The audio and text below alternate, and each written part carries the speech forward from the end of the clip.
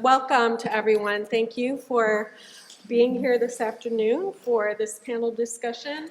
For those of you I have not met, I'm Deborah Gorman-Smith. I'm the Dean of the University of Chicago's School of Social Service Administration, or SSA, as we say, because School of Social Service Administration is a bit of a mouthful.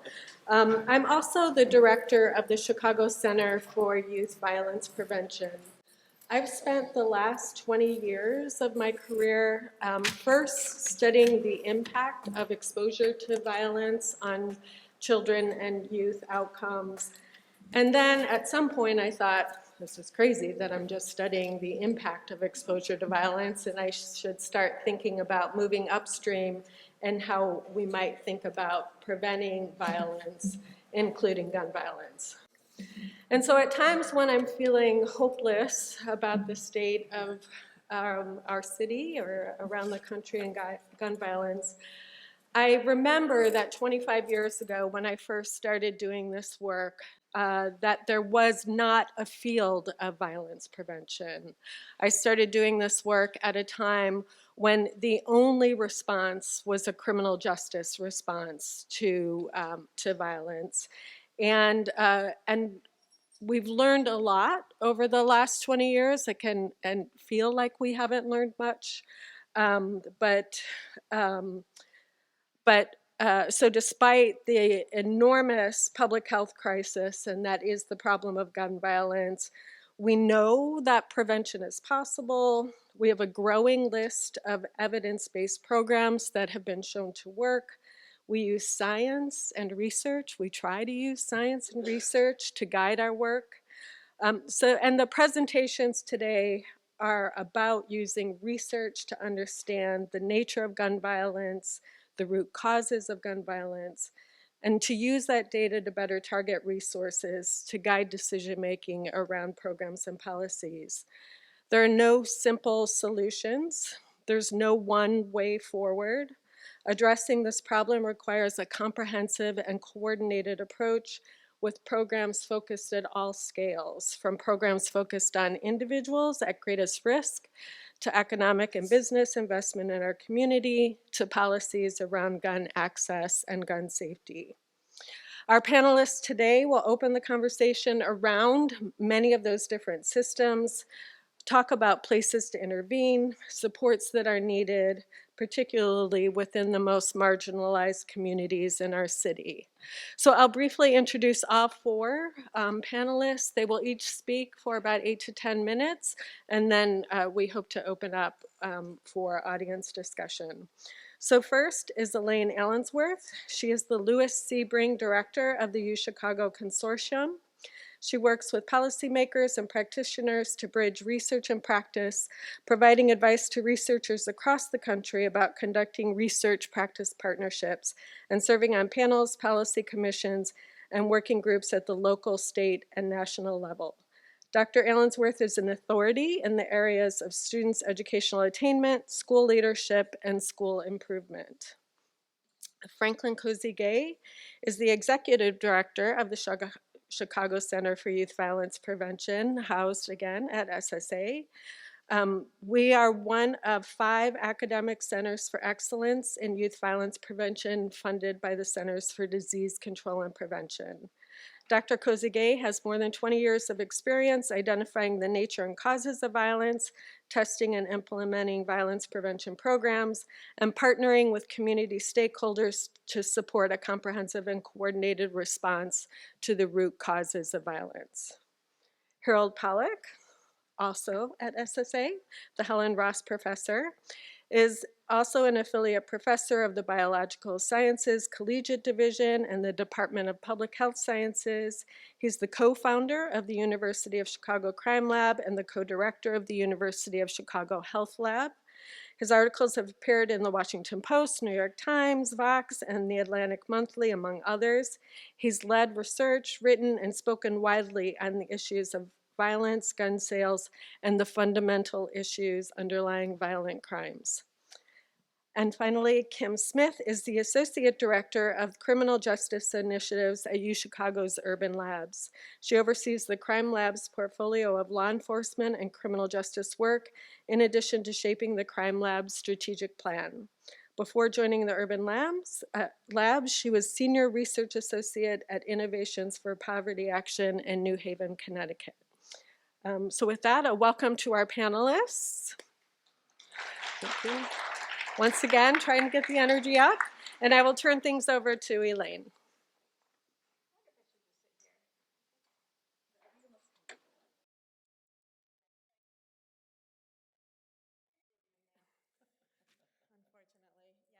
So I'm at the University of Chicago Consortium on School Research, and we've been doing research for the past 30 years that's specifically aimed at helping the Chicago public schools. So we've gotten to know the schools very well over all of these years and seen many different policies come and go. People often talk about school improvement in terms of getting the right policy in place. Think, okay, if we just get the right policy or bring in the right program, get the right curriculum, have the right tests, the right graduation requirements, that's what's going to improve schools. And one thing we've seen over and over and over again is that what matters most for school improvement is the way the school is organized in terms of the nature of collaboration within the school. So schools that are strong organizations where people work together well, they can take new policies, new programs, new curriculum, and they can use them well. For schools that are not organized well, that don't have those strong collaborative relationships, any new policy, program, curriculum is just another thing that adds more chaos and more stress to the school and often ends up making things worse. Schools ultimately are places where adults collaborate to educate children, and trust is an essential component of making sure schools work and helping schools to improve. Crime and violence in the communities where students live undermine all of those relationships. Now I'm going to talk about how that happens and what that means in terms of what we see in schools. And I feel like we need to do that because we have to recognize and acknowledge what violence in communities does to schools. If we don't, then the status quo is just going to keep on happening, right? At the same time, I want to start out saying that this is not inevitable. There's strong schools in all types of communities, and there are children that thrive despite experiencing very, very difficult circumstances. What is typical occurs because our systems are set up to produce these outcomes, these inequitable outcomes. Those patterns can be changed if we understand them and if we have the right resources to address them. So a number of years ago, we did a study where we looked at schools that improved over a period of 6 years. We wanted to know what it was that mattered for school improvement. So we looked at schools that improved considerably, and then we also looked at schools that showed no improvement and even their achievement became worse over time. And we looked at many factors inside of schools. Trust and collaboration came out as the most important factors. But we also looked at factors outside of schools. And by far, the factor that was most predictive of which schools improved and which schools did not was crime in the communities where students lived, in the residential communities of students. We ended up thinking about community crime as antisocial capital because it erodes trust in relationships in different ways. And what we found is that schools that were serving students coming from neighborhoods with high crime rates, they had to have exceptionally strong internal collaboration to be able to improve. But at the same time, schools that were serving students from neighborhoods with the most crime were the least likely to have strong collaborative relationships. And we see these patterns today. You can see there are very strong relationships between the crime in the neighborhoods that students come from and pretty much any measure of achievement that's out there, and also with the degree to which students and teachers feel safe in their schools. And that's physical safety and emotional safety. One thing that people often don't realize is that emotion is a key part of learning. There is no learning that happens without an emotional component, right? And so when students don't feel safe, it's very hard for them to engage in learning. Over the years, researchers have learned a lot about what trauma and chronic stress can do to the brain, how it affects the way that we think. And it does so in ways that really undermine students' ability to engage in school. It can lead to depression, anxiety, difficulty focusing, lack of trust of others, suspicion, heightened sensitivity.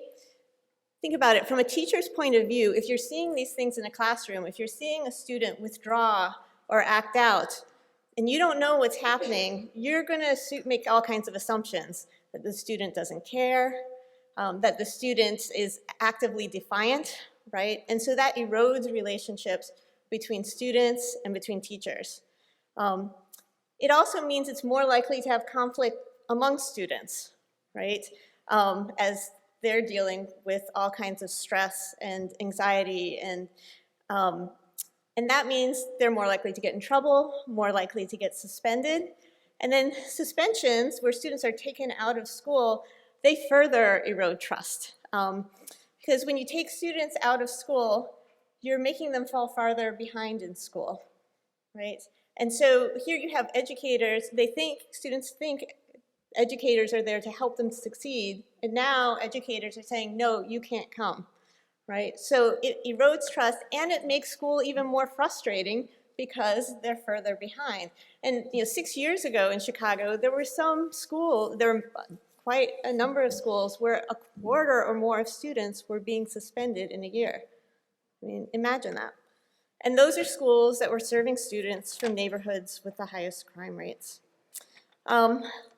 Teachers also can experience secondary trauma as they're seeing students go through horrific events, family members being killed, seeing things on the streets, just being afraid, hearing stories. As teachers are supporting students, they themselves can start to become depressed and anxious.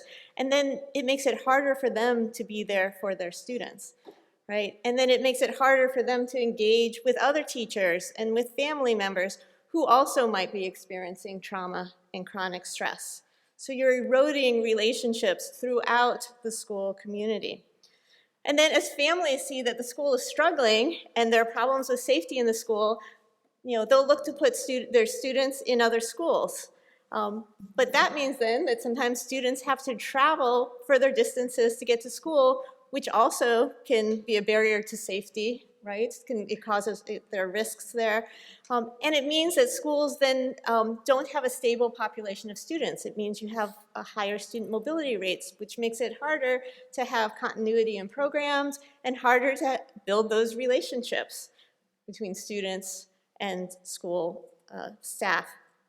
And teachers, as they're getting overwhelmed and frustrated, they're more likely to leave schools that serve students from neighborhoods with high crime rates. And again, higher teacher mobility means it's harder to have continuity in programs, in training, and harder to establish strong relationships over time. So, there are just a number of ways that crime in the community undermines relationships and trust in schools in ways that are really devastating for schools' ability to improve over time and to be safe and nurturing and supportive environments where students can really learn and thrive. I say all that, it's very depressing, but I want you to remember that I also said this is not inevitable. So I have colleagues who right now, they're doing a study and they're looking at what happens to student attendance when there's a homicide in their immediate neighborhood. And they find, as other people have found, that attendance declines if there's a homicide. Students in who live right around where a homicide occurs are less likely to go to school right after a homicide. But they don't find that pattern if students are attending schools where students feel safe and supported. So those schools where students report the strongest relationships with teachers, the highest degree of safety, they actually are more likely to go to school after a homicide occurs in their neighborhood. And when we look across schools, yes, there's a strong relationship between school safety and school achievement and crime in students' neighborhoods, but we see that schools serving students from the same neighborhoods with the same crime rates actually have very different outcomes, right? There are schools out there who have figured out strategies to kind of counter what would normally happen. My colleagues right there, David Orta and David Johnson, are actually right now out in schools trying to learn from these schools so that they can share, what these school practitioners have learned. Researchers actually show that people are very resilient. But what makes them resilient is actually having trusting, supporting relationships. That's what actually makes a difference. And there is expertise in how to do this. There's increasing expertise in how to do this. I think some of my panelists are going to talk about how to do this pretty soon. And there are policies that have made big impacts in schools. Chicago Public Schools, for example, they instituted new policies so that schools couldn't suspend students as much and put resources into social emotional learning, restorative justice, and we saw suspension rates go way down while school safety went up and school achievement went up. So you can do it. There is a body of work. There's another body of work around trauma-informed instruction. There's a body of work around better designing classes in schools to think about students holistically so that all students in different kinds of contexts have a better chance to succeed. The key thing is, we need to figure out, what it is that really matters, get that evidence, and what are the resources then that are needed so that all schools have the structures and the supports that everybody needs. Just the more that there is gun violence out there, the more that factors like gun violence are eroding trust, the more we need intentional structures to build relationships. Thank you. I think we're going to continue to move on and save questions for the end so that we can have a robust conversation. So I think I'm going to turn this over to Franklin. So I think first we see once again that that there are clearly challenges, but if we use research, we use data to try to understand what makes a difference in helping to support children, that we really can have a different kind of impact and outcome. So Franklin? Awesome, yeah. So I'm going to stand up just to mix it up. Also, a qualitative ethnographer by training, and I read a lot of body language, so I need to say good afternoon, everybody. How you doing? All right. So again, my name is Franklin Cosey-Gay, and I work at the Chicago Center for Youth Violence Prevention. And today what I really want to talk about is one of the three pillars that we focus on, and that is community partnership. As Dean Deborah Gorman-Smith, the director of the principal investigator at the center, explained, part of what we do is understand the nature and the causes of violence, particularly looking at using a public health approach to look at risk and protective factors towards those youth outcomes. But we've also had the privilege, I've had the privilege to be working with Deb over the past 20 years, is actually delivering programs, school-based programs as well as family-based programs, delivering them and testing them. And today what I really want to talk about is the most robust experiences that I've had is really working with the community as a co-investigator in this process, so at the table with us. And so I'm going to take a little step back just to highlight some of the work that we've done. We have done interviews really trying to understand the protective factors at the community level, particularly interviewing over 600 families across 30 different high burden neighborhoods, many neighborhoods that folks can point out on the cover of a newspaper article that typically is the same type of neighborhoods. And so essentially what we did, and trying to understand the neighborhood level, what things place our youth at risk, place families at risk, and what things protect them. One thing that stood out was just the overall exposure that our youth, our teenage youth had in terms of exposure to violence. We had 1 in 5 of our youth, of the 600 interviews that we conducted, 1 in 5 had seen someone shot or killed. 1 in 3 had actually had a close friend or family member murdered. All right, so let's just think about what impact that has. Elaine's talking about our schools. What impact does that have on our children that are in schools? What impact does that have on them mentally as well as physically? Their ability to perform academically, the impact that it has, as Elaine talked about, on their emotions. Also the secondary trauma that the teachers have to deal with addressing that. So in addition, right now we're on 59th, between 59th and 60th. If you just went 1 mile west of here, you'd be in the Englewood community. This represents here our interviews that we conducted across 2 neighborhoods, across 40 respondents that really talked about the amount of shootings that occurs, the violence that occurs. It's difficult to even find a path in which you can walk through. So imagine the exposure that children have just going to school, right? And so we really want to highlight the impact that that has in terms of not only the exposure that they've had, but unfortunately in communities like Englewood, West Englewood, Auburn Gresham, it's been an intergenerational transmission of that exposure, right? It's durable. So what we have done for the most part for the past 20 years is really focused on doing work with families. We find that 25 years of research has shown that when you work with families, you actually get at most of the risk and protective factors that are associated with youth behavior outcomes, whether it's violence, whether it's school dropout, teenage pregnancy, anxiety and depression, or substance use. And so initially, a lot of our work focused on engaging those families early, right? So engaging families of kindergartens and first graders, right? Working with them, and as Elaine mentioned, despite the schools that have been exposed to high levels of violence, there are strengths that are there. Working with families who could share strengths in a network, right?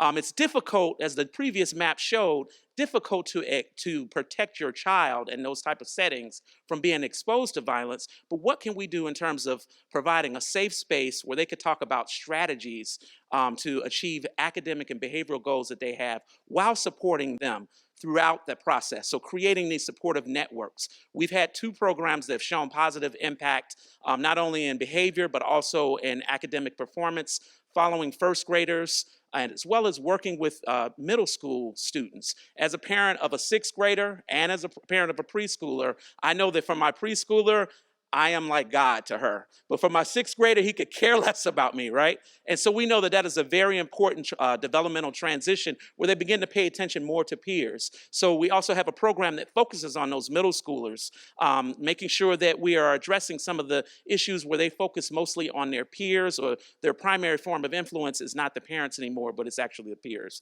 And so ultimately, it's about providing that safe space to share strengths, to talk about specific strategies, and to create that supportive network.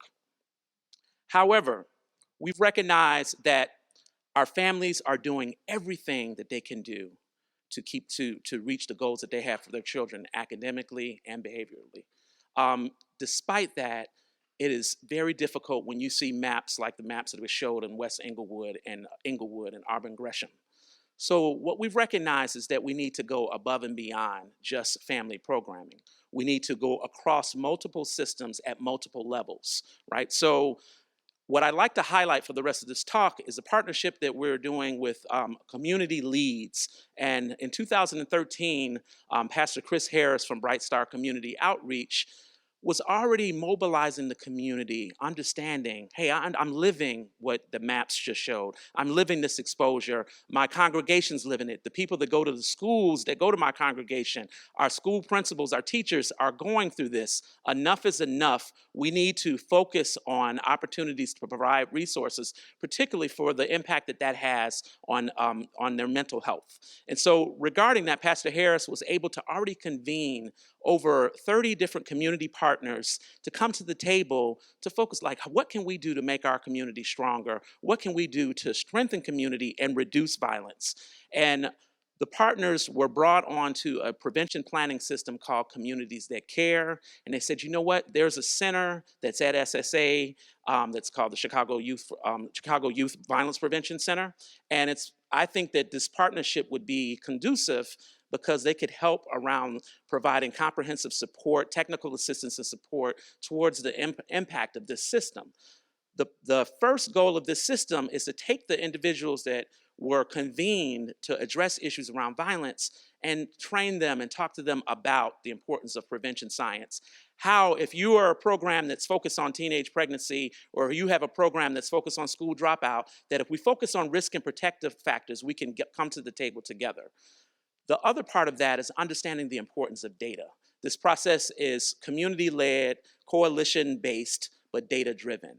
How can we break up into different work groups, understand what our public data says? What does public data say in terms of the Bronzeville community, one of our historic African-American communities in the United States? So what can we do to understand that? So we look at public data, we look at crime data, housing data, education data, but we also want to hear from our youth. What are our youth saying?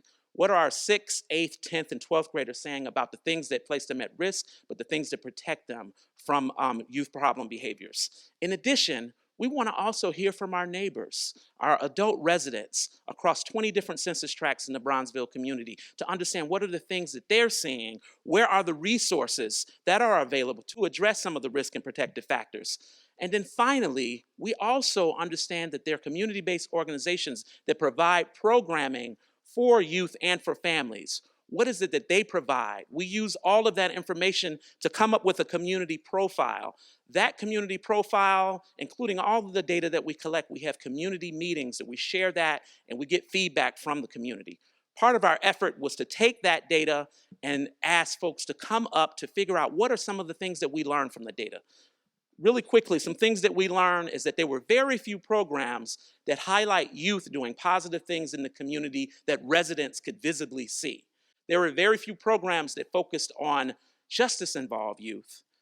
And as we know, doing work with families can be very rewarding, but it's very difficult because you have a lot of competing demands. So as a result, we found that with the programs that were available, very few programs focused on family engagement, and very few programs focused on early childhood.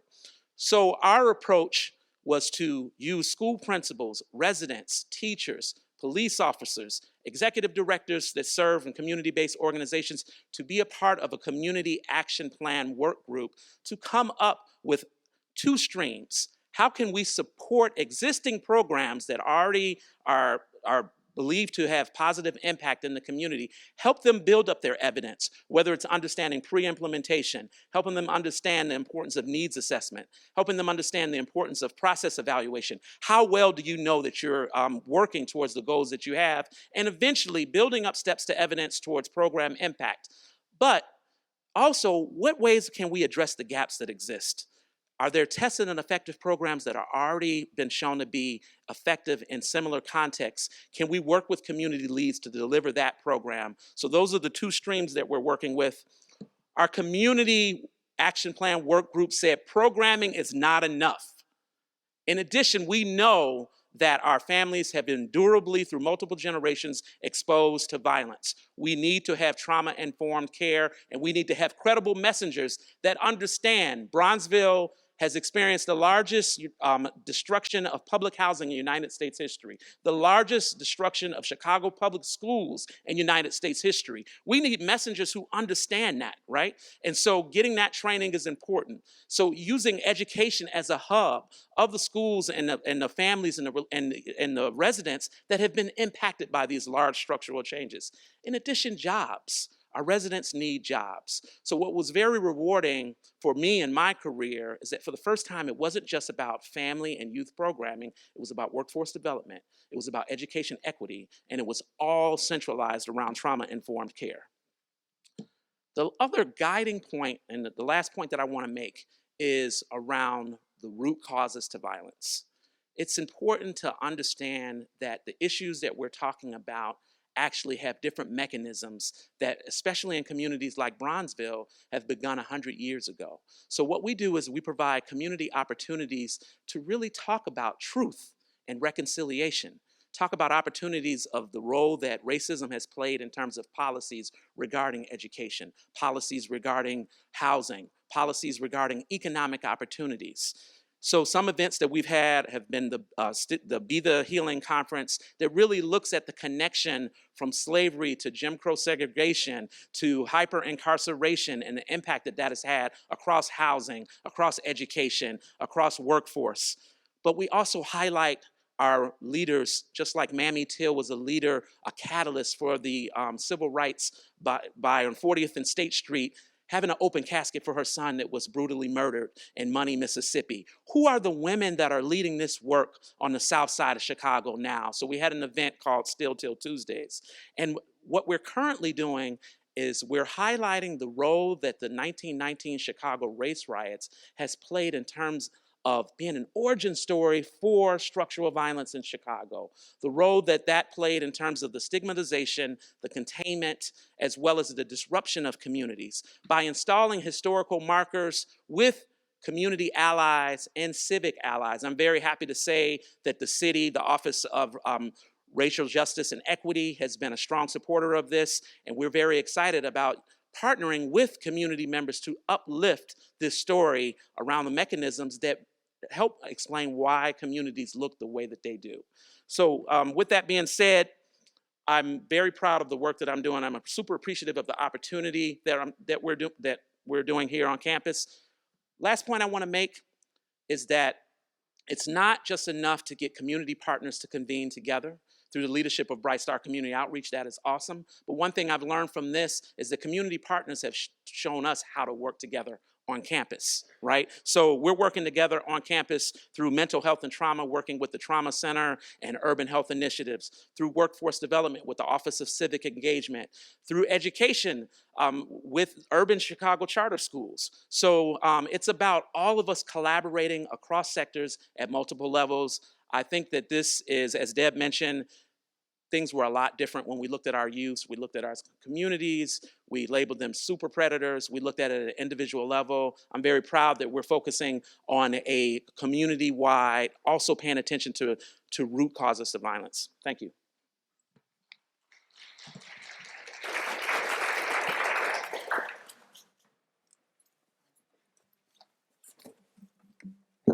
I guess I can speak from here. Thanks so much for having me. I'm Harold Pollack, and I guess I've been in this field around similar time as Deb has, about 25 years. I started out in the city of New Haven at the height of the HIV crack epidemic, and then did work in Flint and Detroit, and then I've been here in Chicago since 2003, and I've had a decade of collaboration with Kim Smith and others at the urban labs in both the health lab and the crime lab. Our work, we partner with community members and nonprofit organizations and city agencies to deal with really profound challenges. As Franklin points out, if you go 1 mile from this building, you're in a different world. And it's a world that has much that's precious in it and much that is really challenged about it. I would say if you had to ask what's the core mission in all the different projects that I'm involved in, I like to say that we're trying to give people a sense of realistic, evidence-based optimism that feasible real-world interventions can help, and that these interventions can help at a scale that is actually meaningful relative to the problem. You know, everyone in Chicago across the political spectrum is really sad and concerned about all the problems that came up today. But there's so many deep structural issues that are behind them. There's so many daunting aspects to the problem that it's very easy to become pessimistic and therefore passive, that in the here and now we can really make a difference. And I think that the work of my co-panelists and others is really important because it gives us a sense of efficacy, that there's things we can do. The things that Pastor Harris does, the things that the schools do, the things that Kim's collaborators do, they make a difference. None of them is the polio vaccine, but they help. The first project I got involved in at the Crime Lab was to help evaluate youth guidance's Becoming a Man program. And now it's a big thing now, but 10 years ago, I remember very well sitting around the conference table, meeting with all the counselors in their weekly staff meetings and just hearing about what life was like for the kids. And I just learned a ton in that project. And the first thing I learned, of course, was it's really hard to be a 17-year-old kid growing up in Chicago. And it is an awful lot of the behaviors that the middle-aged me regards as really off-putting by these young people make a lot of sense in terms of the life that they lead. I remember I was once having lunch with some high schoolers in the far south side of Chicago. One of the boys there said, just kind of matter of fact, he said, "I could totally kick your ass." It was sort of semi-apropos of nothing. And I said, "Yeah, no kidding. I'm a shrimpy, out of shape, middle-aged guy." And they're kind of fascinated that I can be an adult man and that's fine. That my life doesn't require that I am formidable in my day-to-day life. And that's not accessible to them in the same way. And they're trying to find a version of adult manhood that works for them in a very difficult environment. And I really have a lot of respect for the way these young men navigate their world, despite many challenges. I think maybe the greatest experience of my career, or one of them, was over in the Quad Club here at U of C, where we had all of the youth guidance coaches and counselors here to see the initial results from our first randomized trial. And this was a randomized trial where the staff of the intervention, they saw the young men that they worked with, and they saw a lot of sad things happening to these young men. People got arrested, people got suspended from school, people had all sorts of misfortunes. And of course, they never saw what was happening to the young men who were part of the control group, who they never interacted with. And I think many of the youth guidance staff were absolutely convinced that there was going to be no program effect whatsoever because they saw all the challenges. And I remember I put up a PowerPoint slide, not as slick as your PowerPoints, but I put up, they were respectable. I put up a PowerPoint slide where I had a bar graph. Here's in the control group, here's the arrests, here's the number of kids who got Fs, and various outcomes like that. And then I hit next, and the bar graph came up where it showed the treatment control contrast. And the treatment group got arrested notably less often. They had fewer Fs, and they had some other improvements. And there was a gasp in the room. And it was such a great moment because it was showing the work that these people were doing. That these young people who were mentors, who were social workers, who were working with these young people, were making a difference. They were not solving all the problems with these kids, but for an intervention that cost $1,500 per kid, they were making a real difference. And that will just always stay with me as one of the great experiences that I've ever had. One of my most recent studies that I've been involved in is something called the Chicago Inmate Study, and with Kaylee White and Phil Cook and Kim Smith and others, we've interviewed a lot of gun offenders in Cook County Jail and in 7 prisons in Illinois, and tried to understand, how do you get your guns? How do you use your guns? How long did you have your gun before you used it in a crime? And in 2016, we did semi-structured interviews with 221 men in 7 prisons. And all of them were basically Chicago weapons offenders. The most striking pattern was how many of these men were themselves victims of violence. 47% of the men that we talked to had been wounded by gunfire in their life. We found very similar results in the Cook County Jail survey. And sometimes they would show the interviewers the scars. Some of the guys were in wheelchairs. They were not lying to our interviewers. And when we asked them, why are you carrying a gun around Chicago? They would say, why do you think? Many of them gave us some version of that lyric, I'd rather be judged by 12 than carried by 6. And these are young guys who are scared of each other, who are armed up, and who are trying to be safe. And it's a real challenge. I should say that very few of them who had been shot cooperated with the police. And the more likely they were to know who shot them, the less likely they were to assist in the efforts to apprehend these individuals, and building a police community connection and police victim/offender connection is so important to improve our ability to solve these crimes and to make communities safer. A lot of my current work now is also trying to find ways to reduce violence between individuals with serious mental illness and police. After the Laquan McDonald shooting and a couple of other prominent examples where a person in behavioral crisis had been injured by police or shot, Chicago set up something called the Police Accountability Task Force, led by a then person unknown to me named Lori Lightfoot. And I was on the de-escalation working group in that. And one of the things that I really learned there is also how difficult it is to be a first responder or to be a police officer, to be an ambulance staff person who deals with people who might experience these kinds of crises. And I talk to a lot of officers who have special training in crisis intervention teams, various methods to deal with people in behavioral crisis. And it was striking to me how many of these police officers had a family member who lived with mental illness. A disproportionate number of the CIT officers were women, who were often most effective in de-escalating situations and assisting people who might be having some sort of a mental health crisis.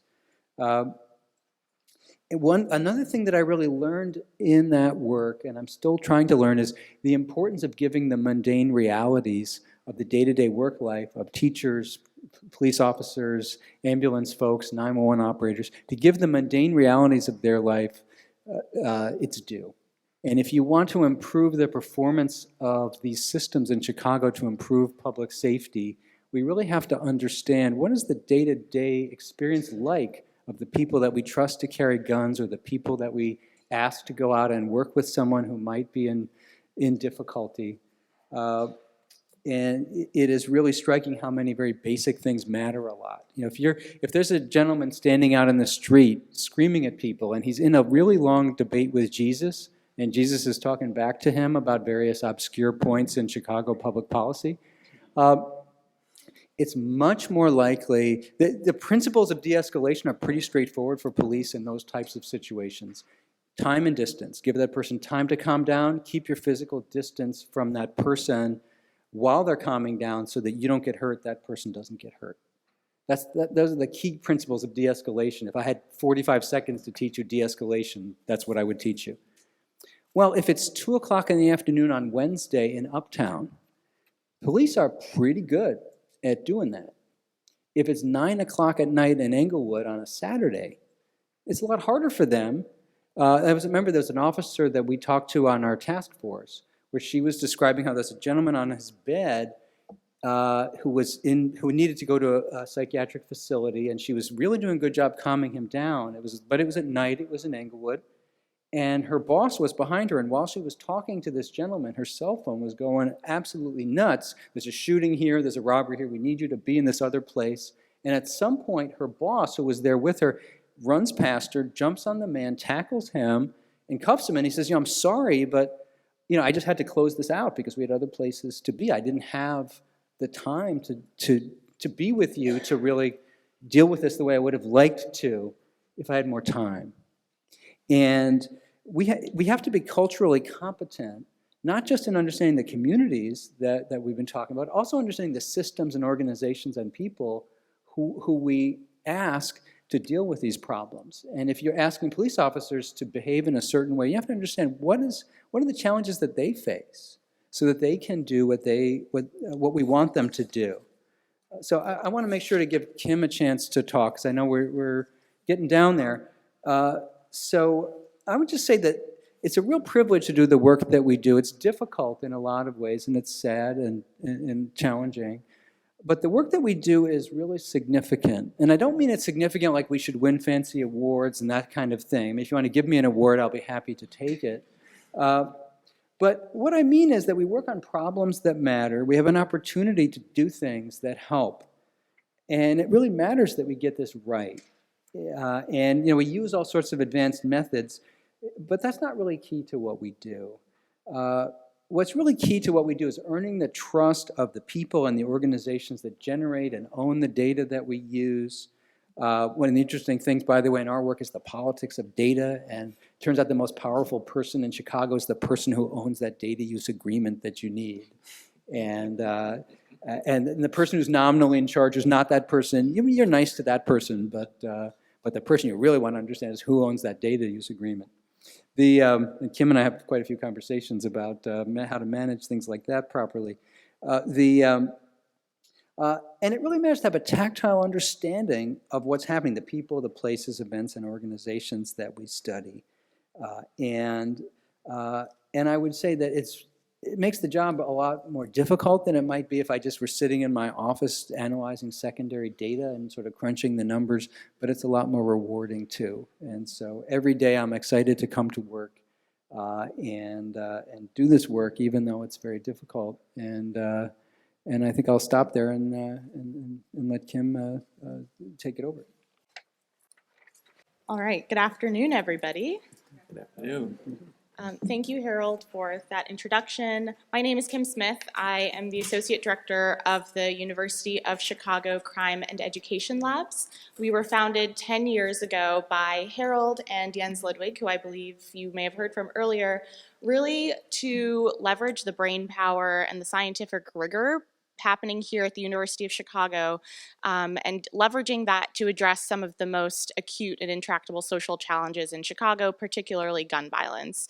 Jens tells a story often. 10 years ago, the University of Chicago, as it still is, was known for its various Nobel Prizes, all the faculty on staff who were doing cutting-edge research, but after dark, no faculty member would go 1 mile west or south because of the gun violence challenge. And it really is a shame that as a university, we have not been able to contribute to the learnings and progress on this issue. So what we do and what we intend to do is really to partner with government, because government is where you achieve scale. Philanthropy is incredibly important. They're nimble and flexible and can take risks and jumpstart initiatives. But if we really want to make lasting, sustainable, transformational change on this issue, helping the government spend their resources more effectively is what we should be focusing on. So at the University of Chicago Crime Labs and the Urban Labs, our motto is really to do science in service of cities.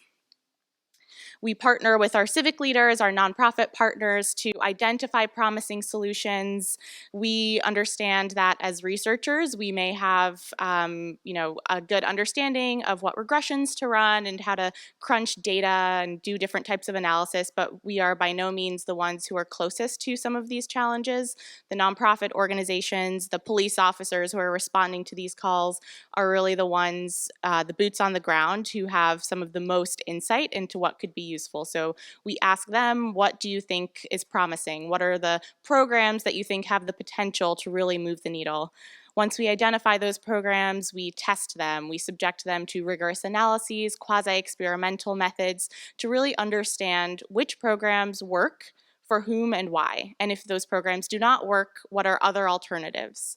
And if we find something that is effective at either reducing violent crime outcomes or improving educational outcomes, we then try to work with our partners in the government and in the nonprofit organizations to scale these programs. We are incredibly privileged to be able to work with a lot of different government and policymaker partners in Chicago. These are just a few of the folks who we have data sharing agreements with and have done projects with over the years. spanning the Chicago Public Schools, the mayor's office, the 911 call center. At the county, we're also working with the sheriff's office, the Cook County Jail, the Cook County State's Attorney's Office, and we also do work with the Illinois Department of Corrections, as Harold mentioned previously, and the Illinois Department of Juvenile Justice. Nonprofit partners, again, these are just a few examples, but we are really in a very privileged and honorable position to be able to work so closely with such amazing organizations across the city. Today, I want to talk about a few of the different programs that we are currently evaluating that we think hold real promise to addressing gun violence in Chicago. And they have an origin story to these programs in particular that start in 2016. For those of us who were here in Chicago in 2016, this was the year that the city experienced an almost 60% increase in homicides compared to 2015. And you can see here this is a figure showing you the homicide rate going back to 1985. This is the number of homicides per 100 people in Chicago. So in the early 90s, at the peak of the crack cocaine epidemic, Chicago, like many other large cities around the country, had a historically high homicide rate. In the past 30 years, we've made significant progress in reducing the rate, but in 2016, there was an almost, it was a sudden, sustained, and striking increase in homicides. And it was really unusual for a city the size of Chicago to experience such a surge. Almost 770 people were killed that year. In response, the Chicago Police Department and the mayor's office brought in a team of experts from around the country to identify promising policing interventions that could be useful. And one of the things this team identified was that the Chicago Police Department, while they have one of the more sophisticated data and IT systems of a police department in the United States, they were not using this information in a way that was systematic or actionable on a regular basis. Some of the anecdotes we heard were if you were a police commander of a district, so you're responsible for 200 officers and a geography that's several square miles large, if you're the police commander in charge of making allocation decisions of where officers go, what types of activities they're doing, the insights that you might get on a daily basis can happen in the parking lot or in the bathroom, in the hallway. Someone will say, "Commander, there was a shooting that happened at 79th and Ashland last night, and it was XYZ gang versus this other one." 2 seconds later, he might get something that's completely contradictory. We've heard stories of commanders coming in at 4 a.m. in the morning to read police reports just to understand, what happened in my district last night versus 2 weeks ago versus 6 months ago. So there wasn't a really dedicated and regular process whereby police commanders were making decisions about where to put their officers. So following 2016, the mayor's office and the police department created a strategy known as the Strategic Decision Support Centers. This project really brought together different technology and processes, and notably from the University of Chicago, crime analysts. So the crime lab at the time loaned some of our staff to sit alongside police officers in these rooms that were built out. And we call that Cops Plus Nerds. I think we were a little skeptical at the time that University of Chicago eggheads would do well with seasoned Chicago Police Department officers. They haven't kicked us out yet, and we've actually built a good rapport over time. But I think this was an example of us really trying to do what we could to be helpful to the city in a moment of crisis. In a nutshell, I think this is a good example of the type of thing that we were able to bring to bear. So there was, at the time, a really troubling pattern of stolen vehicles in particular, being used in drive-by shootings. And the commander of one police district asked one of my colleagues to, do something, prepare some analysis about stolen vehicles. And my colleague said, I have no idea what you want, but I will look at the data and see what patterns I can identify. So what you're seeing here is a pattern that my colleague found. The red dots are where vehicles were being stolen from, and then the green dots are where they were being recovered. several weeks, months apart. And it's a pretty striking pattern. You can see they're being stolen from a neighboring district in the 8th district, and all being recovered within a few block cluster in the 7th district. And absent this visualization, the pattern could have gone on forever. It was hard, if you can imagine, if you're just reading paper reports, how would you identify this without some more sophisticated visualization? And this is the type of thing that we were able to do with the Strategic Decision Support Centers. I think at the time, the impact was pretty striking for the people who were involved.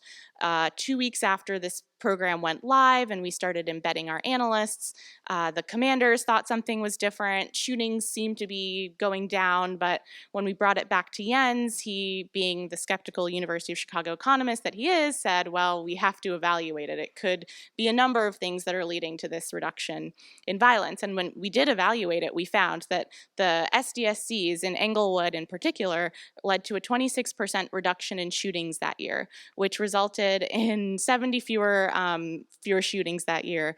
And what was really encouraging about these results is that it was not necessarily the case that there was a flooding of police resources into the Englewood Police District leading to this reduction. One thing that we are very interested in understanding is how do we reduce the harms of the criminal justice system. Heavy-handed enforcement has led to an era of mass incarceration, and really trying to understand how can we be very precise and intentional about law enforcement and criminal justice administration in a way that reduces the harms and also maximizes public safety. So we did not see an increase in arrests in Englewood. Instead, we saw a decrease in arrests and an increase in what are called positive community interactions. So the police district, the police department, was really using the data and the insights from the SDSCs, an example that I brought up earlier, and using that to target their enforcement, also increasing relationships and interactions with members of the community. In addition to some of the policing work that I just mentioned, we're also very excited about some work that we're doing with Heartland Alliance and as part of a program called Ready Chicago. Over the years, we've done several of these large-scale RCTs, randomized control trials, impact evaluations, to understand what can we do to move the needle on violence in particular. And what we found is programs that leverage cognitive behavioral therapy, really incorporating elements of meta-thinking, so think about your thinking, as well as summer jobs programs have seemed to reduce violence involvement for youth in particular. Again, following the surge in violence in 2016, we were challenged to think, what can we do right now to address violence? And one thing that we did was look at the demographics of victims, homicide victims. Who are the individuals who are being shot and killed this year? And what we found was the majority of individuals who are shooting victims were actually over the age of 18. And this is quite striking because when we did a scan of programming, what is the suite of violence prevention programming available in Chicago. The large majority of it was geared towards individuals who are under the age of 18. And of course, prevention and primary prevention in particular are incredibly important and crucial aspects of a well-rounded and strategic violence prevention plan. But we thought if you want to make a difference today in the number of victims, it's really important to try to identify programming for 87% of those individuals who are over the age of 18. And another important aspect of programming, and what we saw when we looked at the data, is many of the individuals who are being killed and shot each year do have criminal justice system involvement. They have histories of being arrested for violent crimes, and those types of histories are often a barrier to participation in a lot of formal institutions. So thinking about, not only the age of individuals, where do you find older men who may have spent some time in prison or jail, who may be distrustful of institutions, and who may have experienced, years of compounded trauma over the years. How do you find them? How do you engage them? And how do you work to change their trajectories? So that is the inspiration for a program that we're currently evaluating called Ready Chicago. Ready Chicago is really trying to work with the guys, and it's a program specifically for men. It's trying to work with the guys who are at the highest risk of becoming victims or potentially perpetrators of violence. And it's using relentless engagement. So we are, to Franklin's point, working with credible messengers, street outreach workers who may have a history of being gang involved themselves, who are from the communities where they're working with these outreach workers to engage the guys who are at highest risk. We're leveraging cognitive behavioral therapy. I don't think it's being called cognitive behavioral therapy. I believe the guys are actually calling it control, alt, delete. So controlling your emotions, altering, and then deleting bad habits. We're tying it to an 18-month transitional job that is staged. So stage 1 is a minimum wage job, and then with each incremental stage, the guys are getting additional skills and additional responsibility that they can add to their resume and use to be successful post-program. And there are a suite of support services. So as I said earlier, this population of men who are at the highest risk, we've done a lot of qualitative work, and we understand that they have a complexity of needs. Several, a large share are experiencing homelessness. They may be parents. They may be fighting court cases at the time. So we try to tie them and introduce them to different service providers, different legal aid societies, in order to make sure they're as successful as possible. And one more point about relentless engagement. We have, as a society, have failed these guys for most of their lives. And if they are, if they make a mistake, we're not going to give up on them. The street outreach workers they don't just knock on their door once and then give up. We expect them to say no. We expect them to have setbacks, and we are relentless in keeping them engaged in this programming. So the program is underway right now. We're evaluating outcomes. We should have them available in maybe a couple months to a year, so stay tuned. But this is a program that we're really excited about, and initial signs suggest that we're reaching the guys who are at highest risk, and they're coming. They're staying engaged, they're taking up the program, and they're participating in the job.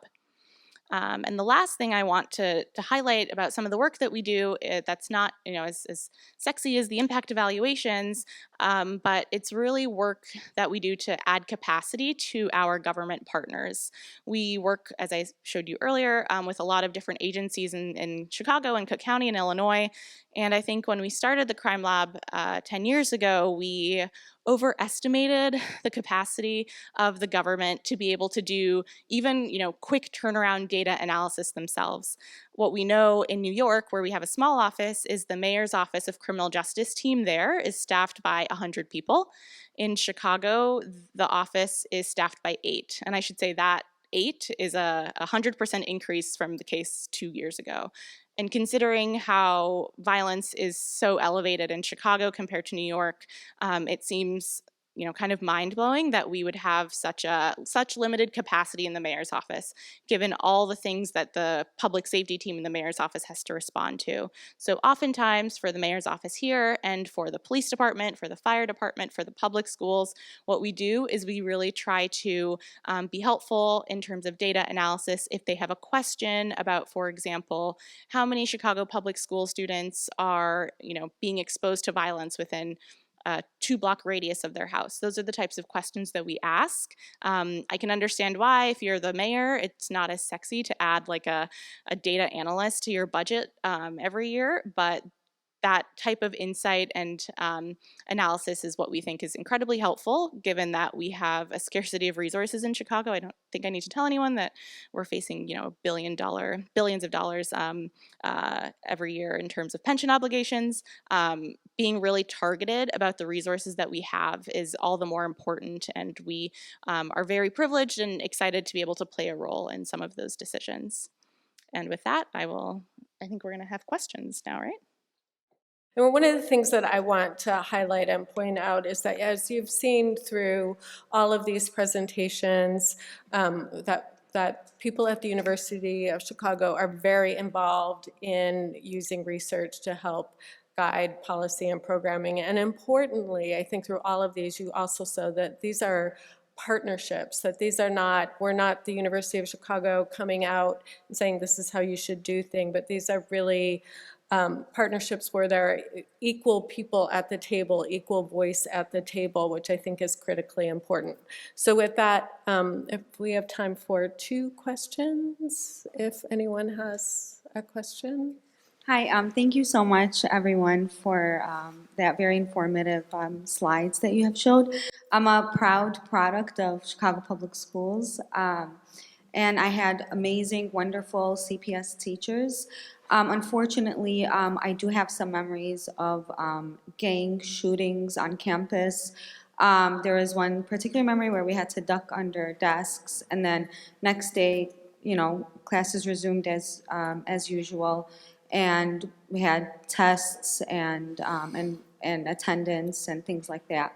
And my question is, to be honest, although the teachers were amazing, they were wonderful, they were very ill-trained to deal with gang shootings, to deal with drug-related problems, to deal with, to see, disadvantaged students go through violence and kind of see violence unfold in the community, and what kinds of things can we do for teachers to prepare them? Because the teachers were really desensitized and had no idea what they were doing. And I should also say that the only thing the school implemented after multiple gang shootouts on campus ground was random detectors. Okay, yeah. I mean, the status quo in schools is that teachers get no training, right, in how to deal with trauma, how to deal with violence prevention, what to do, and and then we get the results that we do because of that. And so there are a number of initiatives right now in Chicago Public Schools, not in every school, but in Chicago Public Schools and other schools to improve, to help teachers in terms of understanding trauma, understanding the effects of violence on students, supporting each other around trauma and around supporting students, as well as different programs in terms of how to address crime and violence or in the school.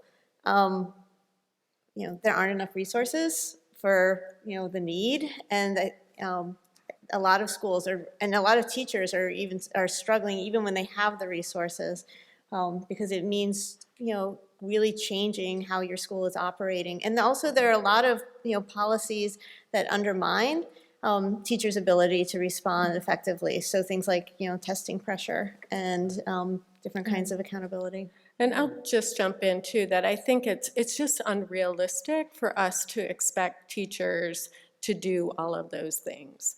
So I have a bachelor's and a master's in education. I was a teacher. There are a lot of things that teachers have to do, but we have to stop thinking that they can be social workers and psychologists and school nurses and all of those other things that we need to do. So we need to invest in a whole network of adults to help do this, and not expect that this is just one more thing that we have to put on to teachers. Yeah, the shortage of social workers and nurses across Chicago Public Schools is a real challenge. I think that's just so important, because there are groups of people who are well-trained to be helpful. My children went through the Homewood-Flossmoor schools in the south suburbs, and there were maybe 5 times as many social workers per student at Homewood-Flossmoor as there would be in a Chicago public school that had much greater need. Your question? Okay, so thank you for coming and speaking to us, and also for all of your work investigating and creating evidence-based solutions for these problems.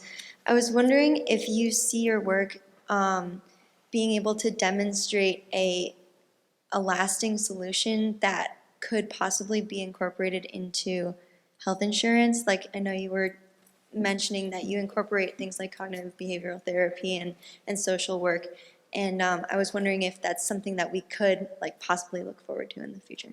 Want to go, Harold? The one thing that comes to mind for me is that Medicaid is the financial oxygen behind almost any large-scale intervention that you'd want to do to assist people, whether it's coverage for cognitive behavioral therapies, whether it's making sure that individuals at risk of behavioral crises can get proper assertive community treatment and other issues. One of the problems that we found in our interventions for people at risk of behavioral crises was that if they had a diagnosis of serious mental illness, we could get insurance to reimburse sending out mental health professionals into the community to help them. If they had recalcitrant alcohol disorders that were leading to the same behaviors, Medicaid would not pay for that.